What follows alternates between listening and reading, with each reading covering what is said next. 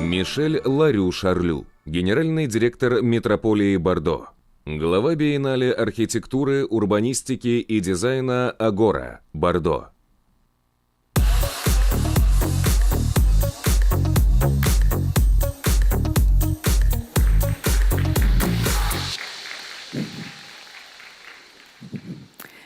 Bonjour, je suis très heureuse d'être à Saratov. Je vous remercie de m'avoir invitée. Je suis désolée car je vais m'exprimer en français. Je regrette de ne pas parler russe, qui est une langue magnifique. Alors, je vais vous parler de Bordeaux. Bordeaux est la 6e ville de France.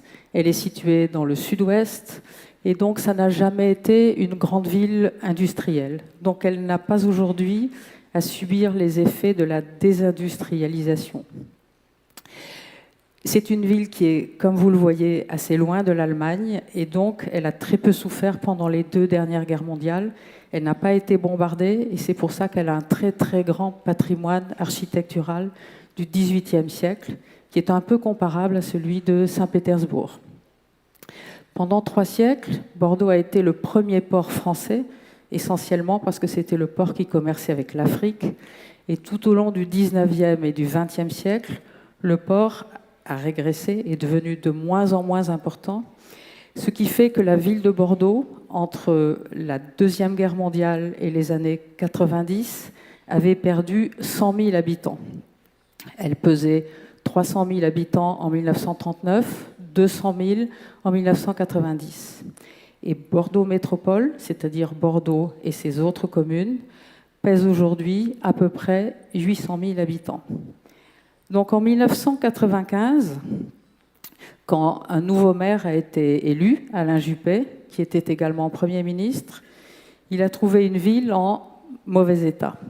Vous voyez ici l'évolution de la tâche urbaine depuis 1950, qui montre bien comment les habitants de la ville, c'est un phénomène classique en Europe, avaient quitté le cœur historique de la ville pour aller vivre à l'extérieur, parce qu'à l'extérieur, c'était moins cher.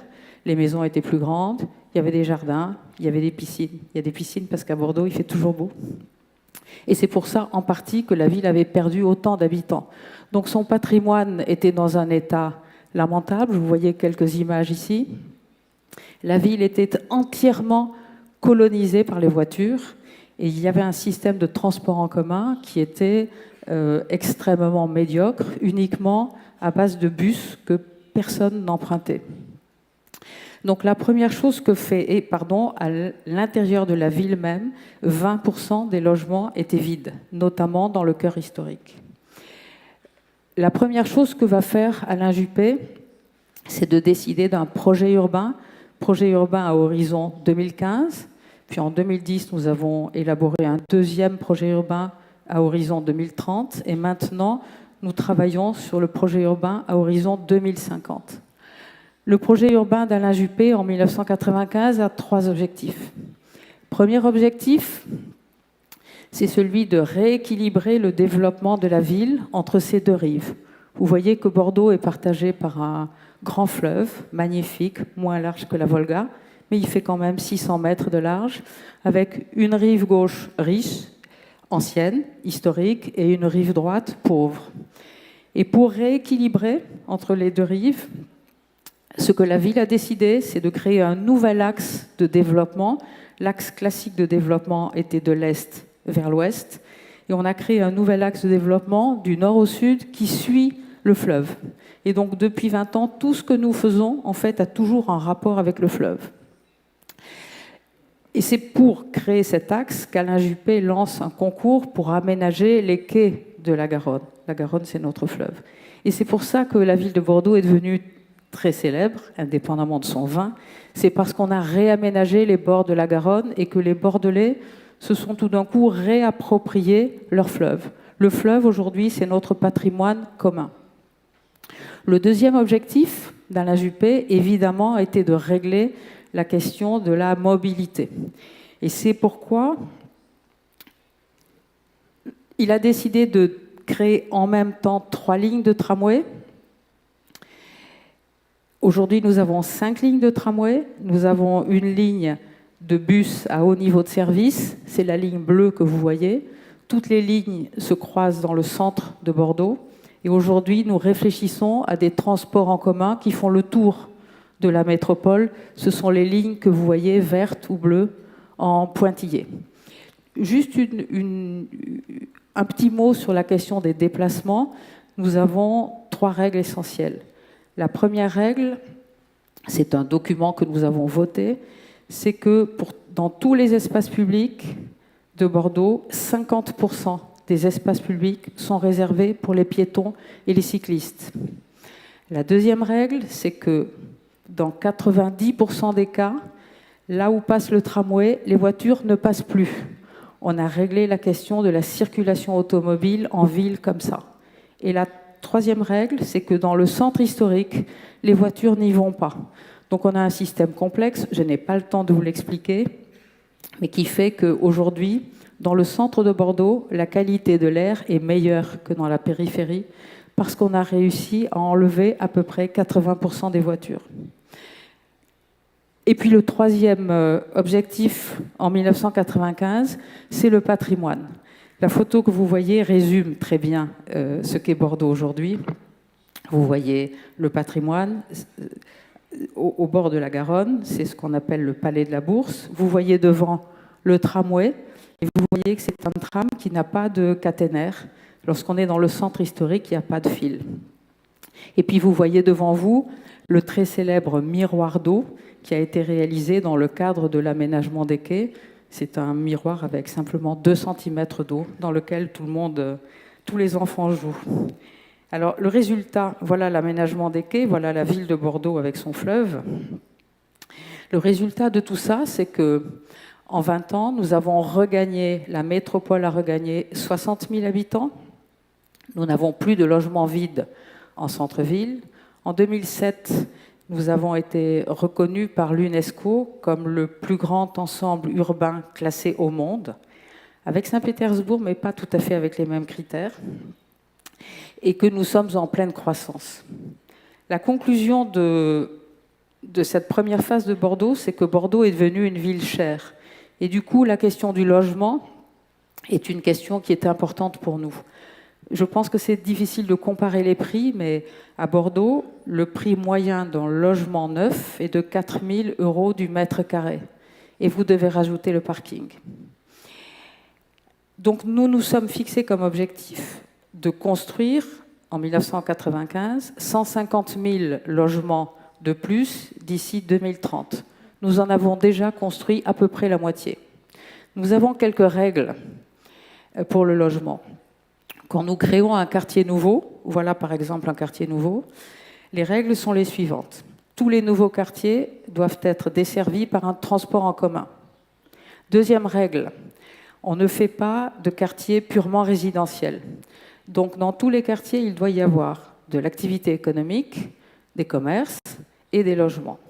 S'agissant des logements, je vais essayer d'être simple. Dans tout quartier nouveau, 45% des logements sont des logements libres, c'est-à-dire que les promoteurs peuvent les vendre le prix qu'ils veulent. 35% des logements sont des logements locatifs sociaux, c'est-à-dire qu'ils sont loués à des personnes qui ont des faibles revenus. Et 20% des logements sont des logements qui sont vendus, mais qui sont vendus à prix modéré. Le prix que nous imposons est 3 000 € du mètre carré, parking compris. C'est quand même encore très cher pour les Bordelais. Donc pour aider les Bordelais à acheter, nous avons un système de subvention et nous avons un système de prêt à taux zéro, sans intérêt, qui permet, évidemment sous conditions de ressources, à une grande catégorie de la population d'acheter leur appartement. Pour construire 250 000 logements, nous avions besoin de terrain. Nous avions besoin à peu près de 2000 hectares. Mais la collectivité n'en possède que 350. Donc il y a 2 solutions où nous continuons à acheter du terrain, c'est souvent très compliqué, où nous négocions avec les promoteurs. Donc ce que nous négocions avec les promoteurs, notamment dans ce quartier qui s'appelle le quartier des bassins à flot, qui est un quartier très connu maintenant en France, parce qu'on l'a fait en 5 ans. Les Français sont très très lents pour l'aménagement. C'est un des quartiers qui a été construit les plus vite en France. Nous n'avions absolument pas de terrain public. Donc nous avons tout négocié avec les promoteurs, y compris le choix des architectes. Nous avons monté un système de gouvernance commun entre les promoteurs, les organismes sociaux qui construisent les logements sociaux et nous. Et nous avons tout négocié. Et si nous ne nous entendons pas avec les promoteurs, nous ne donnons pas le permis de construire. Mais nous nous sommes toujours entendus. Un autre quartier qui s'appelle le quartier de Brazza, là, nous avions du terrain. Donc nous avons vendu le terrain aux promoteurs à une condition, c'est qu'ils réalisent des appartements d'un genre nouveau pour faire baisser encore les prix. Donc ils construisent des logements qui ne sont pas finis. Ils ne sont pas du tout finis. Il y a simplement l'arrivée de l'électricité, de l'eau, et on fait juste une petite salle de bain et un évier de cuisine. Et les propriétaires vont tout terminer. Et à ce moment-là, on vend à 2100 € du mètre carré. Ces logements sont en train de sortir de terre et ils ont un énorme succès parce qu'ils peuvent être achetés par des gens qui ont beaucoup d'argent, qui vont faire un loft magnifique, ou par des gens qui ont peu d'argent et qui vont mettre 20 ans pour terminer leur logement. Je voudrais conclure, pardon, je suis très rapide, en disant que notre politique depuis 20 ans, elle a modifié complètement l'épicentre de la ville. Autrefois, le centre de Bordeaux, c'était la cathédrale, la mairie. Aujourd'hui, le centre de Bordeaux, c'est le fleuve, c'est la Garonne. Et donc, nous avons, un peu comme dans la ville japonaise, notre cœur de ville qui est vide, puisque notre cœur de ville, c'est le fleuve. C'est le fleuve avec des deux côtés, 50 hectares et 50 hectares de quais aménagés en espace public.